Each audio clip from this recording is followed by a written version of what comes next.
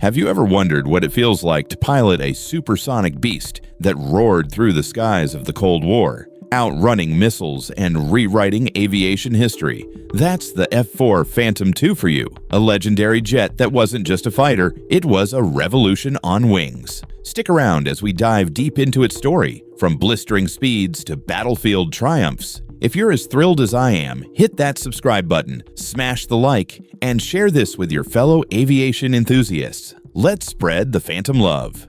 Welcome back to Sky Pulse Aviation, where we uncover the thrilling tales of aviation's greatest icons. Today, we're embarking on an epic journey through the life of the McDonnell Douglas F-4 Phantom II, a machine that defied expectations and became one of the most versatile, enduring fighter jets in history. Imagine a tandem, two-seat, twin-engine, all-weather, long-range supersonic jet that could intercept enemies at Mach speeds or unleash devastation on ground targets. Produced from 1958 to 1981 with an astonishing 5,195 units built, it stands as the most produced American supersonic military aircraft ever. But what truly sets the F-4 apart? Its incredible adaptability, serving in roles from air superiority and ground attack to reconnaissance, and even as drone targets, while shattering 15 world records for speed and altitude starting in 1959. This isn't just a plane,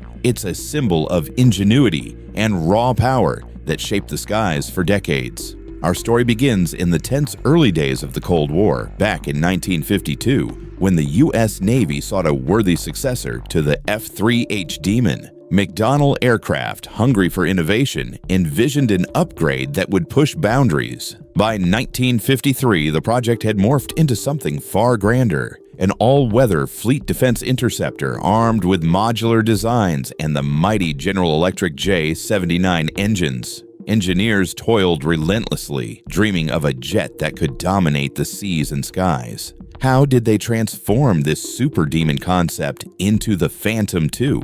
Through sheer determination and cutting-edge engineering, blending Navy demands with breakthrough tech. But challenges loomed. Air intake issues threatened stability, leading to a clever fix, drilling 12,500 tiny holes for boundary layer control. Canopy designs were revamped for crystal-clear visibility, and the initial lack of an internal cannon sparked debates, with missiles taking center stage. The two-crew setup, a pilot up front and a radar intercept officer in the back, proved revolutionary, enabling seamless all-weather operations amid radar complexities. Tension built as test flights approached, and on May 27, 1958, the prototype thundered into the air for its maiden voyage. Early hurdles were conquered, paving the way for a beast emphasizing blistering speed up to Mach 2.23 and a staggering payload of 18,650 pounds of weapons. From a naval interceptor, it evolved into a multi-service, multinational legend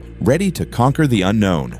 As the 1960s dawned, the F-4's technical prowess came into sharp focus, captivating engineers and pilots alike. Picture this: a 63-foot-long marvel with a 38.5-foot wingspan and 16.5-foot height, tipping the scales at 30,328 pounds empty and ballooning to 61,795 pounds at max takeoff. Powered by twin J-79 GE-17A turbojets, each belching 17,845 pounds of thrust in afterburner, it screamed to 1,473 miles per hour, soared to a 60,000-foot ceiling, and climbed at a heart-stopping 41,300 feet per minute. Its combat range stretched 370 nautical miles, with ferry flights reaching 1,457. Armament options were a game-changer. 9 hardpoints loaded with AIM-7 Sparrow and AIM-9 Sidewinder missiles for aerial duels. AGM-65 Mavericks for precision strikes, bombs like the Mark 82 or GBU-12,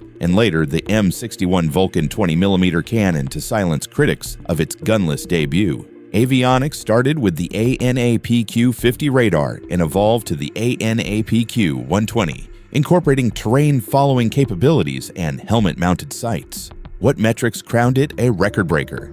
Absolute speed and altitude feats that left rivals in the dust. Yet trade-offs lingered. High drag hampered agility against lighter foes, but its firepower and velocity turned the tide in countless clashes. With specs locked in, variants began to proliferate, adapting like a chameleon to the era's demands. Over 20 major types, each building on the last.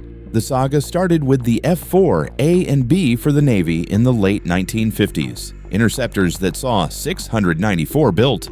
As the Air Force joined in the early 1960s, the F-4 C and D emerged, totaling 1,408 units tailored for fighter roles. The pinnacle? The F-4E in the mid-1960s, the most produced at 1,370, finally adding that internal cannon and upgraded engines. Reconnaissance versions like the RF-4C stretched their noses for cameras and radar, spying secrets from afar. Navy evolutions. The F-4J, N, and S brought superior avionics and slats for razor-sharp maneuverability. Globally, the 1970s saw Japan's license-produced F-4EJ, 140 units, fortify air defense, while Germany's simplified F-4F, 175 built, honed in on that mission. Specialized twists included the Wild Weasel for jamming enemy radars and QF-4 drones as targets. Why the explosion of variants? Its modular blueprint allowed endless tweaks for roles, nations, and evolving threats.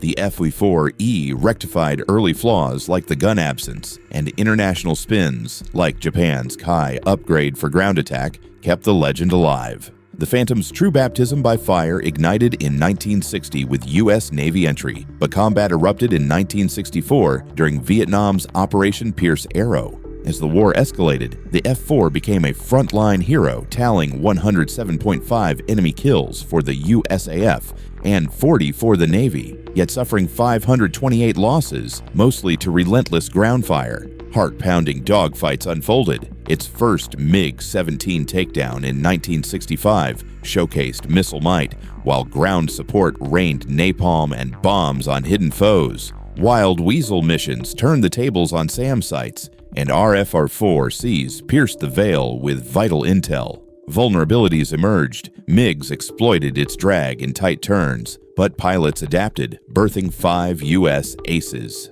Beyond Vietnam's jungles, the 1973 Yom Kippur War saw Israeli Phantoms blitz 200 sorties daily, shredding Arab jets. The 1980s Iran-Iraq War featured Iran's fleet in daring strikes like Operation Come On 99. Even in 1991's Desert Storm, U.S. Recon Phantoms scouted ahead. Iconic moments: Pardo's push in 1967, where one damaged V-4 heroically nudged another to safety. Demo teams like the Blue Angels and Thunderbirds dazzled crowds, proving its showmanship. U.S. combat bowed out in 1996, but the Phantom's roar echoed on, spreading like wildfire. Operators multiplied across branches and borders. The U.S. Navy pioneered carrier ops for fleet defense. The Air Force, with over 2,600, mastered tactical strikes, and Marines delivered close support, roles diverging yet unified in dominance. Retirement crept in. USAF by 1996, Navy targets by 2004. 11 nations adopted it, drawn by proven might and alliances. Australia leased 24 F-4Es briefly in the 1970s. Egypt fields 34 of 45 today. Germany operated 263 until 2013.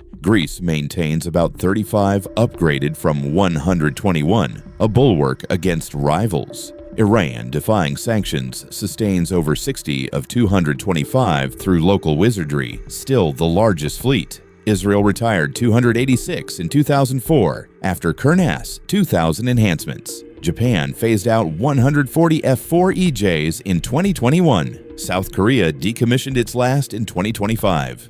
Turkey's upgraded Terminator 2000s persist, precision strikers in modern skies. Why such global reach? Reliability and adaptability made it irresistible. U.S. branches tailored it uniquely. Navy for seas, Air Force for land wars, while nations like Iran innovated under pressure. As decades turned, upgrades breathed new life into the aging warrior. Germany's ICE program in the 1980s integrated AMRAAM missiles. Greece's Peace Icarus 2000 added radars in the 1990s. Turkey and Iran crafted homegrown mods for avionics and arms, extending service into the 21st century. But time marched on. High maintenance and fuel thirst yielded to sleeker successors like the F-15, F-16, and FA-18. Many Phantoms became F-4 drones, the last retiring in 2016.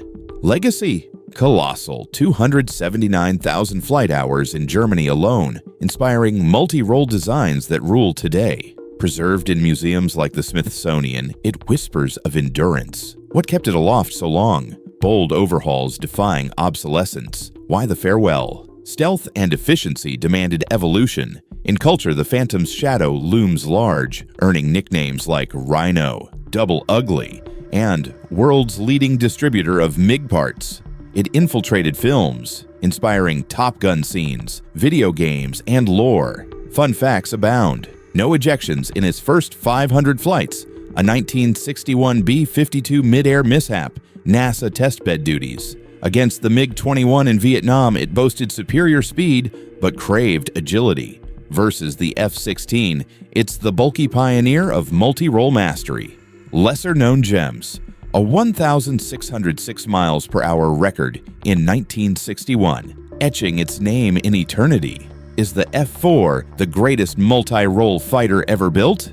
Its records, battles, and footprints scream yes.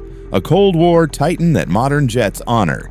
Drop your favorite Phantom tale in the comments.